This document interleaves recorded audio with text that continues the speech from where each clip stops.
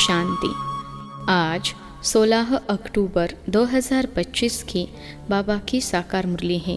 मुरली के महावाक्य हैं, मीठे बच्चे एकांत में बैठ अब ऐसा अभ्यास करो जो अनुभव हो मैं शरीर से भिन्न आत्मा हूँ। इसको ही जीते जी मरना कहा जाता है।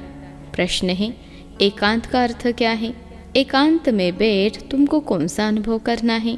उत्तर है, एकांत का अर्थ है एक की याद में इस शरीर का अंत हो, अर्थात एकांत में बैठ ऐसा अनुभव करो कि मैं आत्मा इस शरीर यानी चमड़ी को छोड़ बाप के पास जाती हूँ। कोई भी याद न रहे, बैठे बैठे अशरीरी हो जाओ, जैसे कि हम इस शरीर से मर गए, बस हम आत्मा हैं, शिव बाबा के बच्चे हैं। इस प्रैक्टिस से देह भान टूटता जाएगा। ओम शांति। बच्चों को बाप पहले पहले समझाते हैं कि मीठे मीठे बच्चों, जब यहाँ बैठते हो तो अपने को आत्मा समझ बाप को याद करते रहो और कोई तरफ बुद्धि नहीं जानी चाहिए। यह तुम बच्चे जानते हो, हम आत्मा हैं। पार्ट हम आत्मा बचाती है इस शरीर द्वारा। आत्मा अविनाशी, शरीर विनाशी है। तो तुम बच्चों को देही अभिमानी बन बाप की याद में रहना है। हम आत्मा हैं, चाहे तो इन ऑर्गन से काम लेवे व न लेवे, अपने को शरीर से अलग समझना चाहिए। बाप कहते हैं, अपने को आत्मा समझो, देह को भूलते जाओ। हम आत्मा इंडिपेंडेंट हैं। हमको सिवा एक बाप के और कोई को याद नहीं करना है। जीते जी मौत की अवस्था में रहना है। हम आत्मा का योग रहना है अब बाप के साथ। बाकी तो दुनिया से घर से मर गए। कहते हैं ना, आप मुए मर गई दुनिया। अब जीते जी तुमको मरना है। हम आत्मा शरीर के बच्चे हैं। शरीर का भान उड़ाते रहना चाहिए। बाप कहते हैं, अपने को आत्मा समझो और मुझे याद करो। शरीर का भान छोड़ो। यह पुराना शरीर है ना, पुरानी चीज को छोड़ा जाता है ना। अपने को अशरीरी समझो। अभी तुमको बाप को याद करते करते बाप के पास जाना है। ऐसे करते करते फिर तुमको आदत पड़ जाएगी। अभी तो तुमको घर जाना है, फिर इस पुरानी दुनिया को याद क्यों करें? एकांत में बैठ ऐसे अपने साथ मेहनत करनी है। भक्ति मार्ग में भी कोठरी में अंदर बैठ माला फेरते हैं, पूजा करते हैं। तुम भी एकांत में बैठ यह कोशिश करो तो आदत पड़ जाएगी। तुमको मुख से तो कुछ बोलना नहीं है, इसमें है बुद्धि की बात। शिव बाबा तो है सिखलाने वाला, उनको तो पुरुषार्थ नहीं करना है। यह बाबा पुरुषार्थ करते हैं, वह फिर तुम बच्चों को भी समझाते हैं। जितना हो सके ऐसे बैठकर विचार करो। अभी हमको जाना है अपने घर। इस शरीर को तो यहाँ छोड़ना है। बाप को याद करने से ही विकर्म विनाश होंगे और आयु भी बढ़ेगी। अंदर यह चिंतन चलना चाहिए, बाहर में कुछ बोलना नहीं है। भक्ति मार्ग में भी ब्रह्म तत्व को या कोई शिव को भी याद करते हैं, परंतु वह याद कोई यथार्थ नहीं है। बाप का परिचय ही नहीं तो याद कैसे करें? तुमको अब बाप का परिचय मिला है। सवेरे सवेरे उठकर एकांत में ऐसे अपने साथ बातें करते रहो। विचार सागर मंथन करो, बाप को याद करो। बाबा, हम अभी आया कि आया आपकी सच्ची गोद में, वह है रूहानी गोद। तो ऐसे ऐसे अपने साथ बातें करनी चाहिए। बाबा आया हुआ है। बाबा कल्प कल्प आकर हमको राज जोग सिखलाते हैं। बाप कहते हैं, मुझे याद करो और चक्र को याद करो। स्वदर्शन चक्रधारी बनना है। बाप में ही सारा ज्ञान है ना चक्र का, वह फिर तुमको देते हैं। तुमको त्रिकालदर्शी बना रहे हैं। तीनों कालों अर्थात आदि मध्य अंत को तुम जानते हो। बाप भी है परम आत्मा, उनको शरीर तो है नहीं। अभी इस शरीर में बैठ तुमको समझाते हैं। यह वंडरफुल बात है। भागीरथ पर विराजमान होंगे तो जरूर दूसरी आत्मा है। बहुत जन्मों के अंत का जन्म इनका है। नंबर 1 पावन वही, फिर नंबर 1 पतित बनते हैं। वह अपने को भगवान विष्णु आदि तो कहते नहीं।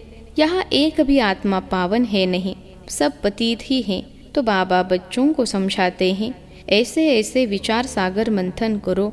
इससे तुमको खुशी भी रहेगी, इसमें एकांत भी जरूर चाहिए। एक की याद में शरीर का अंत होता है, उनको कहा जाता है एकांत। यह चमड़ी छूट जाएगी। सन्यासी भी ब्रह्म की याद में व तत्व की याद में रहते हैं। उस याद में रहते रहते शरीर का भान छूट जाता है। बस हमको ब्रह्म में लीन होना है, ऐसे बैठ जाते हैं। तपस्या में बैठे बैठे शरीर छोड़ देते हैं। भक्ति में तो मनुष्य बहुत धक्के खाते हैं, इसमें धक्के खाने की बात नहीं, याद में ही रहना है। पिछाड़ी में कोई याद न रहे। गृहस्थ व्यवहार में तो रहना ही है, बाकी टाइम निकालना है। स्टूडेंट को पढ़ाई का शौक होता है ना, यह पढ़ाई है। अपने को आत्मा न समझने से बाप, टीचर, गुरु सबको भूल जाते हैं। एकांत में बैठ ऐसे ऐसे विचार करो।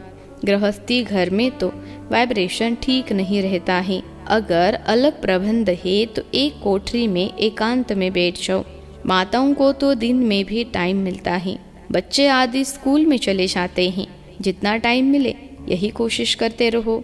तुमको तो एक घर है, बाप को तो कितने ढेर के ढेर दुकान हैं और ही वृद्धि होती जाएगी। मनुष्यों को तो धंधे आदि की चिंता होती है तो नींद भी फिट जाती है। यह व्यापार भी है ना, कितना बड़ा शर्राफ है, कितना बड़ा मट्टा सट्टा करते हैं। पुराने शरीर आदि लेकर नया देते हैं, सबको रास्ता बताते हैं। यह भी धंधा उनको करना है। यह व्यापार तो बहुत बड़ा है। व्यापारी को व्यापार का ही ख्याल रहता है। बाबा ऐसे ऐसे प्रैक्टिस करते हैं, फिर बतलाते हैं ऐसे ऐसे करो। जितना तुम बाप के याद में रहेंगे तो स्वतः ही नींद फिट जाएगी। कमाई में आत्मा को बहुत मजा आएगा। कमाई के लिए मनुष्य रात में भी जागते हैं। सीजन में सारी रात भी दुकान खुला रहता है। तुम्हारी कमाई रात को और सवेरे को बहुत अच्छी होगी। स्वदर्शन चक्रधारी बनेंगे, त्रिकालदर्शी बनेंगे। 21 जन्म के लिए धन इकट्ठा करते हैं। मनुष्य साहूकार बनने के लिए पुरुषार्थ करते हैं। तुम भी बाप को याद करेंगे तो विकर्म विनाश होंगे, बल मिलेगा। याद की यात्रा पर नहीं रहेंगे तो बहुत घाटा पड़ जाएगा, क्योंकि सिर पर पापों का बोझा बहुत है। अब जमा करना है, एक को याद करना है और त्रिकालदर्शी बनना है। यह अविनाशी धन आधा कल्प के लिए इकट्ठा करना है। यह तो बहुत वैल्यूबल है। विचार सागर मंथन कर रत्न निकालने हैं। बाबा जैसे खुद करते हैं, बच्चों को भी युक्ति बतलाते हैं। कहते हैं बाबा माया के तूफान बहुत आते हैं। बाबा कहते हैं जितना हो सके अपनी कमाई करनी है, यही काम आनी है। एकांत में बैठ बाप को याद करना है। फुर्सत है तो सर्विस भी मंदिरों आदि में बहुत कर सकते हो। बैज जरूर लगा रहे, सब समझ जाएंगे यह रूहानी मिलिट्री है। तुम लिखते भी हो हम स्वर्ग की स्थापना कर रहे हैं। आदि सनातन देवी देवता धर्म था, अब नहीं है, जो फिर स्थापन करते हैं। यह लक्ष्मी नारायण एम ऑब्जेक्ट है ना। कोई समय यह ट्रांसलाइट का चित्र बैटरी सहित उठाकर परिक्रमा देंगे और सबको कहेंगे यह राज्य हम स्थापन कर रहे हैं। यह चित्र सबसे फर्स्ट क्लास है। यह चित्र बहुत नामी ग्रामी हो जाएगा।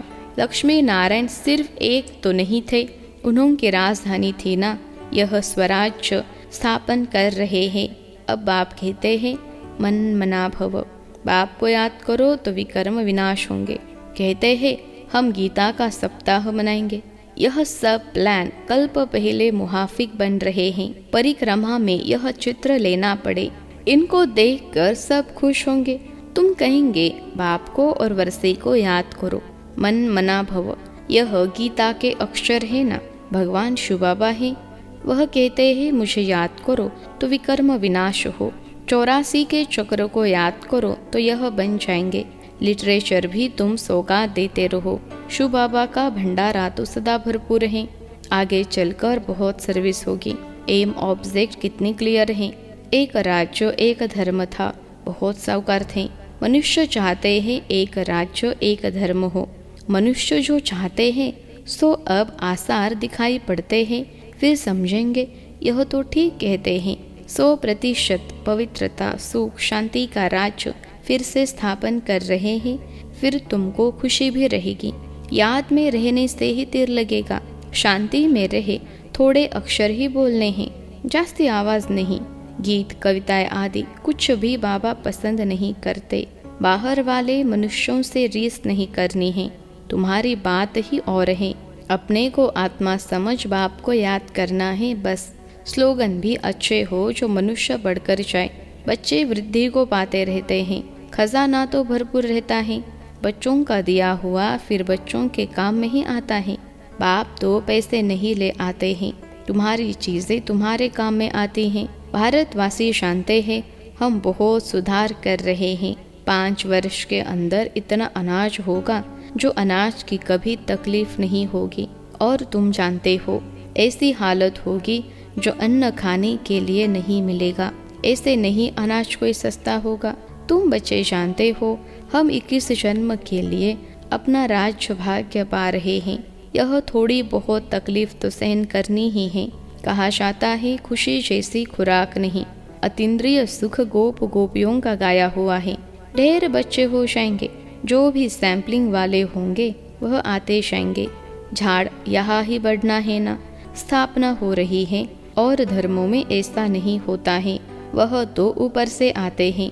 यह तो जैसे कि झाड़ स्थापन हुआ ही पड़ा है। इसमें फिर नंबरवार आते जाएंगे, वृद्धि को पाते जाएंगे।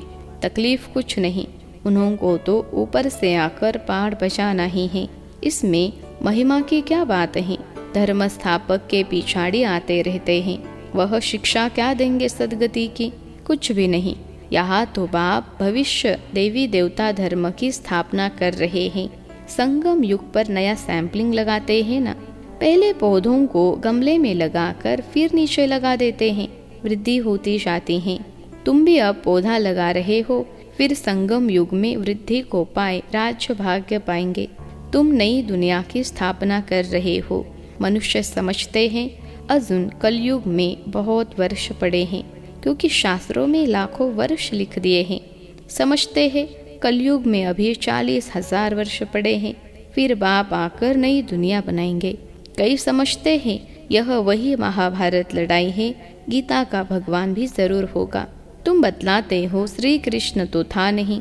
बाप ने समझाया है श्री कृष्ण तो 84 जन्म लेते हैं, एक फीचर्स न मिले दूसरे से, तो यहाँ फिर श्री कृष्ण कैसे आएंगे।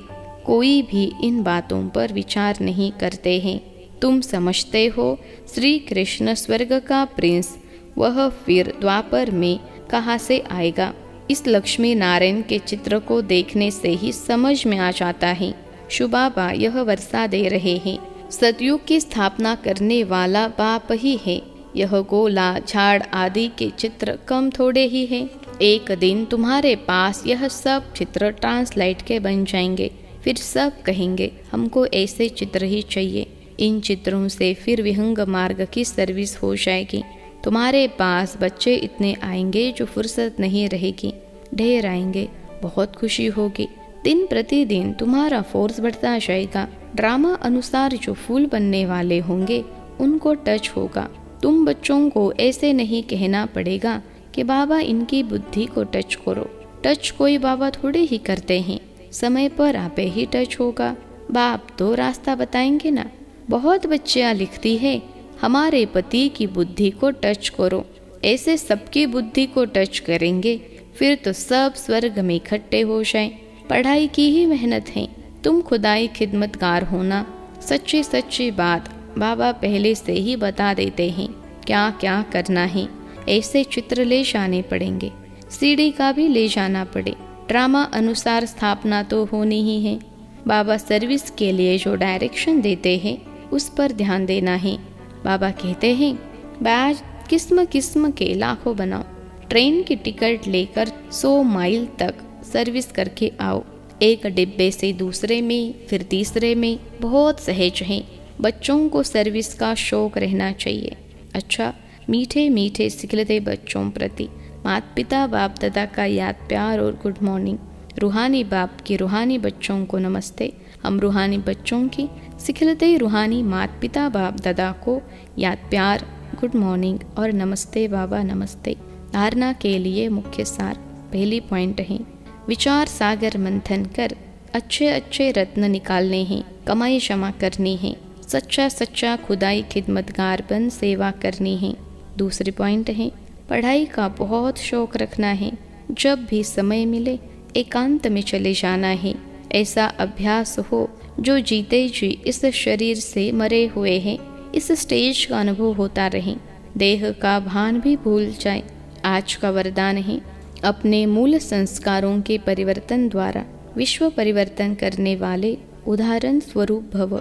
अपने मूल संस्कारों के परिवर्तन द्वारा विश्व परिवर्तन करने वाले उदाहरण स्वरूप भव। विश्लेषण है, हर एक में जो अपना मूल संस्कार है, जिसको नेचर कहते हो, जो समय प्रति समय आगे बढ़ने में रुकावट डालता है, उस मूल संस्कार का परिवर्तन करने वाले उदाहरण स्वरूप बनो, तब संपूर्ण विश्व का परिवर्तन होगा।